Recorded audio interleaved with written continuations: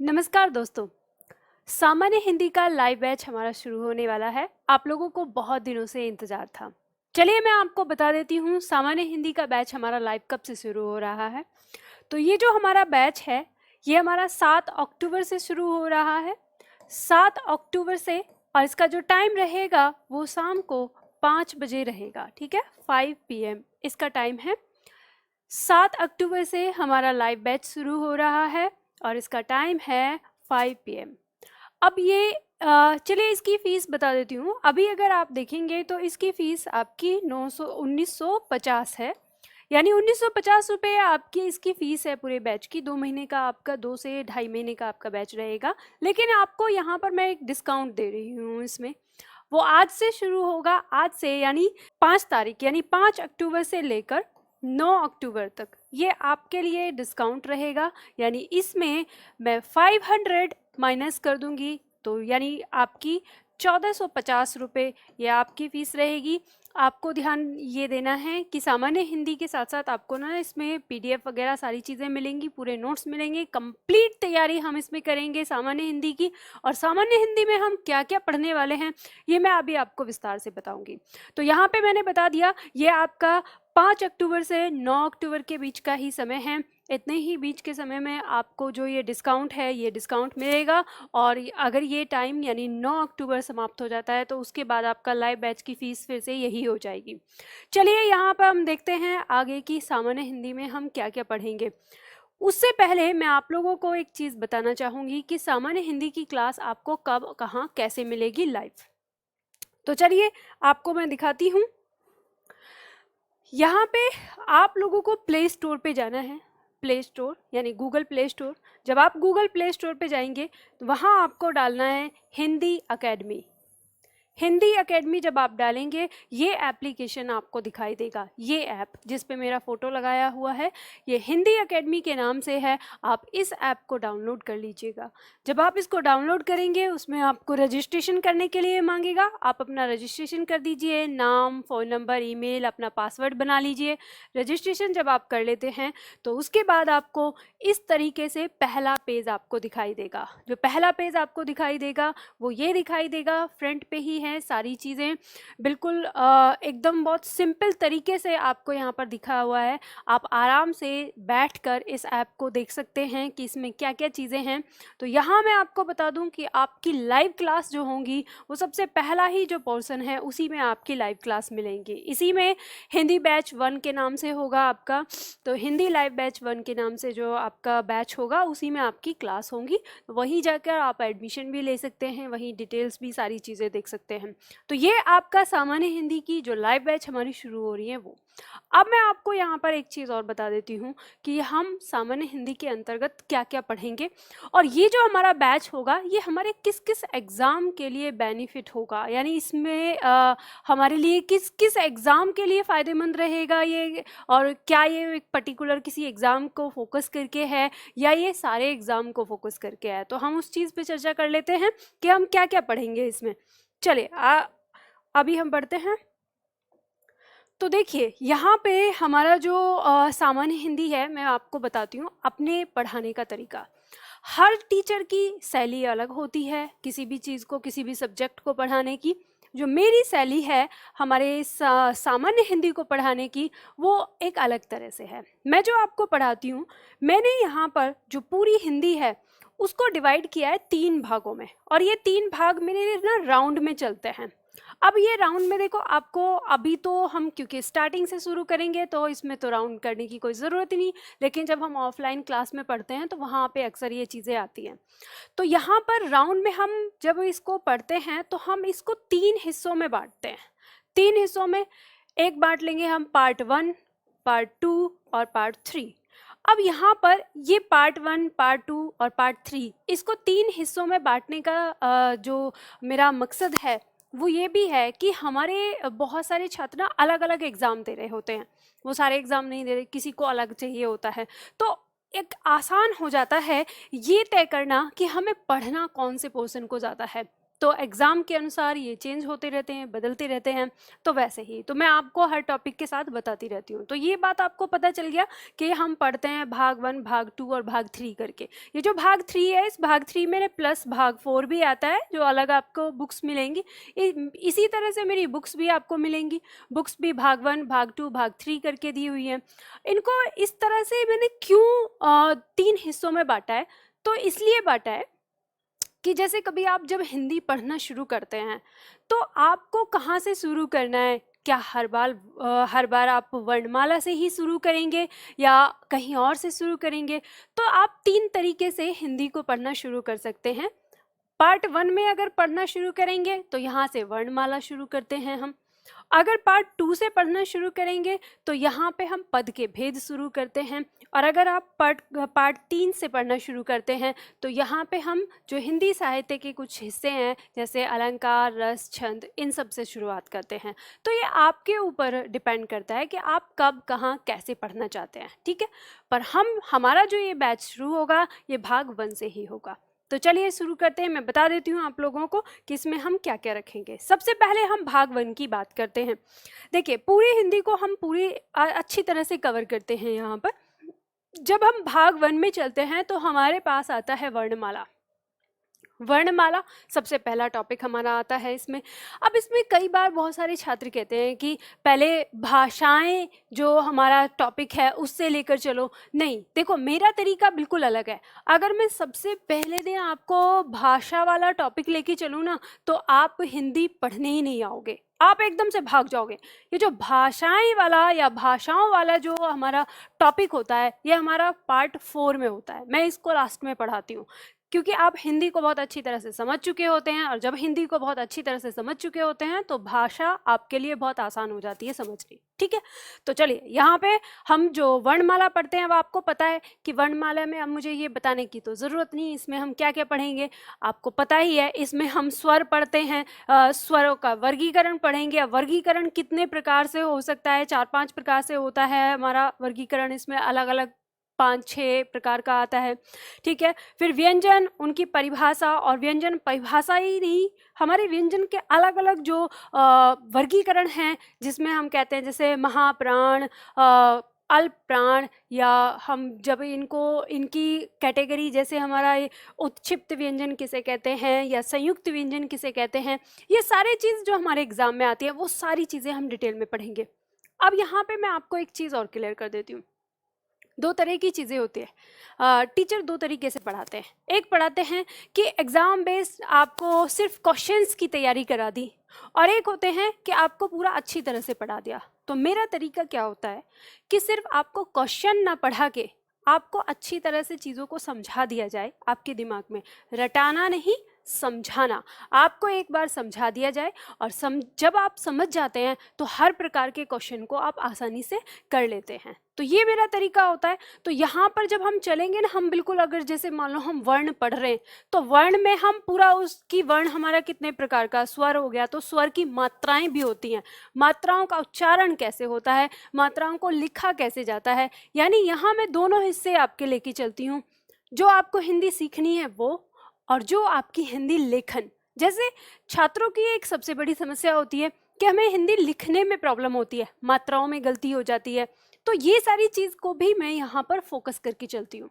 तो ये मकसद नहीं होता कि हमारा सिर्फ हम एग्ज़ाम को टारगेट कर रहे हैं, नहीं, हम एग्ज़ाम को नहीं, हम अपनी हिंदी को सुधारने को टारगेट कर रहे हैं, ठीक है। इसमें चलते हैं आगे। ये तो आपको पता है, अब मैं टॉपिक के नाम बताती जाती हूँ क्या क्या हम पढ़ेंगे इसमें। वर्तनी पढ़ेंगे।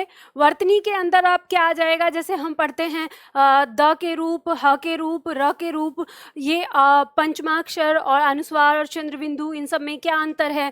तो ये सारी चीज़ें हम पढ़ेंगे, इनसे हमारे एग्जाम में क्वेश्चंस भी आते हैं। जैसे विराम चिन्ह की बात करते हैं, अब 2 तरह से लिखा होता है, चिन्ह और चिह्न। तो ये दोनों ही सही होते हैं, बट जब हमारे एग्जाम में आता है तो आपको ध्यान रखना होगा हमेशा चिह्न हमें सही करना पड़ता है। ये हमारे आयोग की तरफ से आता है, हमेशा वो चिह्न को ही सही करता है, जबकि ये दोनों तरीके से लिखा जाता है। ठीक है। अब इसमें और विराम चिन्ह से आपके बहुत सारे एग्जाम में क्वेश्चन आते हैं। ठीक है। संधि और संधि का विच्छेद, यहाँ पे संधि को अच्छी तरह से पढ़ेंगे। अब ये हमारे किस में आती है, शब्द निर्माण में आ जाती है, शुरुआत हो जाती है। उपसर्ग और प्रत्यय, समास और समास विग्रह, ये सारी चीज़ें हम पूरा डिटेल में पढ़ते हैं अच्छी तरह से। ठीक है। उसके बाद आती है शब्दावली। अब ये शब्दावली जो आपकी दी है, ये शब्दावली में ऐसी क्या चीज़ें पढ़ने लायक, तो कुछ चीज़ें होती हैं हमारे जैसे मीनिंग नहीं समझ में आते हैं, तो वो सारी चीज़ें हम यहाँ पर पढ़ते हैं, उनके बारे में कहाँ से आए। अब जैसे मान लो हम शब्दों की बात करें तो उत्पत्ति के आधार पर दिया है, अर्थ के आधार पर दिया है, तो ये कैसे बने हैं हम इन सब पे चर्चा करते हैं, क्योंकि हमारे एग्जाम में यहाँ से भी क्वेश्चंस आते हैं। ठीक है। इसके बाद भाग 2 की बात करें हम, तो जब हम भाग 2 की बात करते हैं तो शब्दों का वर्गीकरण लेके चलेंगे इसमें। अब ये शब्दों का वर्गीकरण में हमारा आ जाता है प्रयोग के आधार पर हम पढ़ते हैं, जिनको हम पद के भेद कहते हैं। तो यहाँ पे भी हमारा कम से कम हमारे एग्जाम में 1 या 2 क्वेश्चन यहाँ से मिल जाता है हमारा, तो हमें इसे भी पढ़ना होता है। और जब हम बात करते हैं प्रयोग के आधार पर विकारी और अविकारी शब्दों की, तो यहाँ पर जब हम विकारी शब्द में आते हैं तो हमको पता है कि हमें यहाँ पढ़ना होता है संज्ञा। और सिर्फ संज्ञा ही पढ़ के काम नहीं चलता, संज्ञा के भी अपने अंदर कुछ पार्ट होते हैं, जैसे हम कह सकते हैं जिनको कि लिंग, वचन और कारक। कारक को हम विभक्ति या परसर्ग के नाम से जानते हैं, तो हमें ये भी पढ़ना। अब देखो यहाँ पर अलग अलग चीज़ है, अगर आप MPSI की तैयारी कर रहे हैं तो आपको परसर्ग या विभक्ति के नाम से सुनने को मिलेगा, लेकिन अगर आप यूपी की तैयारी कर रहे हैं, यूपी के एग्जाम की, तो आपको कारक के नाम से सुनने को मिलेगा। तो जो हमारे टॉपिक हैं वो सारे टॉपिक इसी में आ जाते हैं। तो यहाँ पर अब ये संज्ञा का ही है, यानी हमारी संज्ञा का लिंग कौन सा है, वचन कौन सा है, और जब वो कारक और विभक्ति के रूप में प्रयोग होता है कहाँ पे, तो हम उसको कैसे पहचानेंगे कि वो कौन सा कारक है। तो ये सारी डिटेल में हम पढ़ेंगे। सर्वनाम के बारे में हम डिटेल में पढ़ेंगे कि सर्वनाम हमारे क्या हैं, कितने प्रकार के हैं, तो इनका ये मूल रूप कौन सा है, यौगिक रूप कौन सा है, वो सारी चीज़ हम यहाँ पे पढ़ेंगे। ठीक है। उसके बाद हम यहाँ पे विशेषण, क्रिया और अविकारी शब्द आपको पता ही है, और इसके बाद फिर आ जाता है हमारा काल। अब ये काल भी क्या है, ये क्रिया का ही रूप है एक तरीके से, है ना। क्रिया हमारी जो क्रिया है वो कौन से समय में हो रही है, ये हमारे काल पर निर्भर करती है। उसके बाद फिर आते हैं हम वाक्य विश्लेषण में। अब वाक्य विश्लेषण में हमारे वाक्य ना 3 प्रकार के हो जाते हैं। 3 प्रकार के कैसे हो जाते हैं, एक प्रधानता के आधार पर, रचना के आधार पर और अर्थ के आधार पर। तो प्रधानता के आधार पर जो होते हैं वो हमारा वाच्य होता है, जिसे हम वाच्य के नाम से जानते हैं। ठीक। अब ये हमारा 3 प्रकार का होता है, तो वाच्य हमारा 3 प्रकार का हो गया, रचना के आधार पर वाक्य हमारे फिर 3 प्रकार के हो गए, अर्थ के दृष्टिकोण से 8 प्रकार के हो गए। तो ये पूरा वाक्यों का हमें पूरा डिटेल, जैसे आप इंग्लिश भाषा में टाइम एंड टेंस पढ़ते हो ना, तो ये बिल्कुल उसी तरह की चीज़ें आ जाएंगी, मतलब वहाँ पे काल को लगाकर और इसके साथ। ठीक है। तो ये हमारा वाक्य और वाक्य के प्रकार। और ध्यान रखिए ये वाला टॉपिक बहुत बहुत ज़्यादा मोस्ट इम्पॉर्टेंट हो जाता है अलग अलग एग्जाम में, सब्जेक्टिव एग्जाम में भी पूछा जाता है। अगर आप जुडिशरी की तैयारी कर रहे हैं, UPSC की तैयारी कर रहे हैं, PCS की तैयारी कर रहे हैं, तो वहाँ पर ये वाक्य वाले पोर्शन से कई सारे क्वेश्चंस आते हैं, वाक्य परिवर्तन के लिए आते हैं। अलग अलग हमारे एग्जाम, यानी हम जितने भी एग्ज़ाम की बात करें, ये जो बैच है जो मैं देने वाली हूँ, ये बैच हमारे सारे एग्ज़ाम को कवर करता है, जितने भी एग्ज़ाम होते हैं। ठीक है। इसमें फिर वाक्य शुद्धिकरण। अब यहाँ पे हमने वाक्य शुद्धिकरण लिया है, पद के भेद से शुरुआत होती है हमारे वाक्य शुद्धिकरण सीखने की, और यहाँ पे आ जाता है। अब इसी के साथ साथ अगर हमारा पद परिचय, ठीक है, इसमें भी मैं बता देती हूँ, यहाँ लिखा हुआ नहीं है, लेकिन हमारा जो पद परिचय है वो भी हमारा इसी में आता है। जब हम पद के भेद पढ़ लेते हैं, पहले हम पद के भेद पढ़ेंगे, फिर उसके बाद हम पद परिचय को सीखेंगे। ठीक है। तो वो सारी चीज़ इसमें आती है। भाग 3 की बात करें तो भाग 3 में हमारा अलंकार आ गया। अब अलंकार में सबके नाम अलग अलग से लिखे हुए हैं। ये जो सिलेबस है ये आपको मिल जाएगा मेरे एप्लीकेशन पर ही, आप वहाँ पर डिटेल में देख लेना कौन कौन सी चीज़ें दी हुई हैं। ठीक। तो हम अलंकार सारे लेके चलते हैं, जितने भी हमारे एग्जाम में आते हैं, जितने भी अलग अलग एग्ज़ाम हमारे पूछे जाते हैं, चाहे वो MPSI का हो, MPPCS का हो, या फिर TGT PGT में जो हमारे पूछे जाते हैं, तो यूपी तो इसमें है ही हमारा। ठीक है। इसके बाद हमारा रस आ गया, रस के कितने भी प्रकार, ये सारी डिटेल्स में आप लोगों ने अगर मेरा रस वाला टॉपिक पढ़ा होगा तो आपको पता ही होगा कि कितने अच्छे तरह से हम रस पढ़ते हैं, है ना।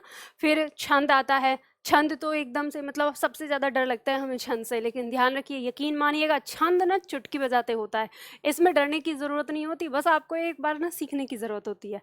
चलिए मैं जल्दी जल्दी बता दे रही हूँ। छंद के बाद हम पढ़ते हैं, फिर आता है हमारा हिंदी साहित्य। अब हिंदी साहित्य एक ऐसा होता है, ये बड़ा दुविधा भरा हुआ होता है, इसके नाम पर हमारे जो छात्र हैं बड़े डरते हैं, इतने ज़्यादा डरते हैं, लेकिन ध्यान रखिए आपको डरने की आवश्यकता नहीं है। यहाँ मैं आपको वही एक ऐसा तरीका, एक ऐसा शॉर्ट ट्रिक और एक तरीका ऐसा बताती हूँ कि आपको इसे डरने की ज़रूरत नहीं है।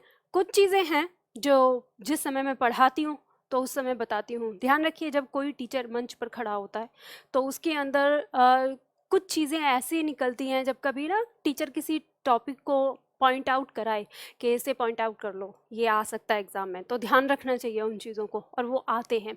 तो वैसे ही चीज़ें मैं आपको यहाँ पे सरल करके बता देती हूँ, और कई बार तुक्का मेरा ऐसा ठीक हो जाता है कि वो आ ही जाता है जो का तो। ठीक, तो यहाँ पर हम उन चीज़ों को पढ़ेंगे क्लास में करते हुए, इन सारी चीज़ों को देखेंगे। उसके बाद अब देखो यहाँ पर दिया है अपठित गद्यांश और अपठित पद्यांश, ये दोनों ही चीज़ें। अब यहाँ पे आके ना, यहाँ तक तो आपके सारे एग्ज़ाम लगभग एक जैसे ही हैं, लेकिन यहाँ पर आकर अब एग्ज़ाम का लेवल अलग अलग हो जाता है।